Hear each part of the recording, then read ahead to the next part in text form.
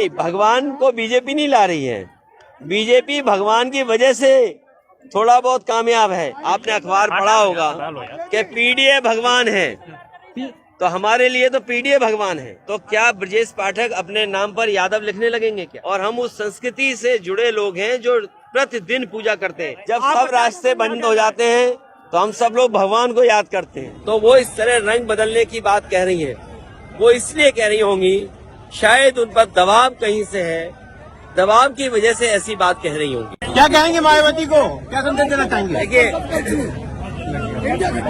समाजवादियों की कोशिश रही कि सभी दलों को जोड़ने का प्रयास हो, और इधर अखबारों और टीवी के माध्यम से तरह तरह के रूमर भी उड़े। हमारी कोशिश लगातार रहेगी कि इंडिया गठबंधन कैसे मजबूत हो, इंडिया गठबंधन में कैसे और दल जुड़े। जहां तक आप बहुजन समाज पार्टी के बारे में कह रहे हैं, समाजवादियों ने तो सम्मान देने का काम किया है, और हमेशा सम्मान कैसे बढ़े उसका भी कभी आपने देखा होगा। मुझे तो वो समय याद है जब समाजवादियों ने संकल्प लिया था कि देश की प्रधानमंत्री उस वर्ग से हो जिन्होंने समाज के तमाम बुराइयों का सामना किया है हजारों साल। और याद कीजिए, समाजवादी पार्टी तो प्रधानमंत्री बनाने के लिए सपना देख रही थी, और उसमें काम भी किया हम लोगों ने। तो समाजवादी लोग देश के प्रधानमंत्री तक पहुंचाने के लिए, लेकिन ये जो भाषा आई है, जब मैंने ये कहा कि हम लोग सम्मान देंगे और सम्मान देना चाहिए, क्योंकि जब पीडीए की बात हम करें, पीडीए में हमारे दलित भाई भी हैं, आदि आबादी भी है, और जब आदि आबादी को सम्मान की बात कहें तो वो इस तरह रंग बदलने की बात कह रही हैं। वो इसलिए कह रही होंगी, शायद उन पर दबाव कहीं से है, दबाव की वजह से ऐसी बात कह रही होंगी। जब सब रास्ते बंद हो जाते हैं तो हम सब लोग भगवान को याद करते हैं। जब सब रास्ते बंद हो जाते हैं तो हम भगवान को याद करते हैं। 22 को जो अयोध्या जाएंगे, 22 ला रही है, भगवान को याद नहीं, भगवान को बीजेपी नहीं ला रही है। बीजेपी भगवान की वजह से थोड़ा बहुत कामयाब है। इस बार भगवान जनता के साथ है, और इस बार जनता और पीडीए, मैंने आपसे कहा था, अगर आपने अखबार पढ़ा होगा कि पीडीए भगवान है, तो हमारे लिए तो पीडीए भगवान है। भगवान आपके साथ है, पीडीए हमारे साथ है, और हमारी कोशिश होगी कि पीडीए को अपने साथ लाया जाए।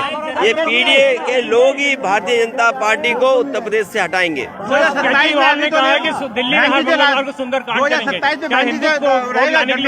देखिए, हम और आप उस समाज, उन परिवारों के सदस्य हैं जो दिन प्रतिदिन पूजा पाठ करते हैं।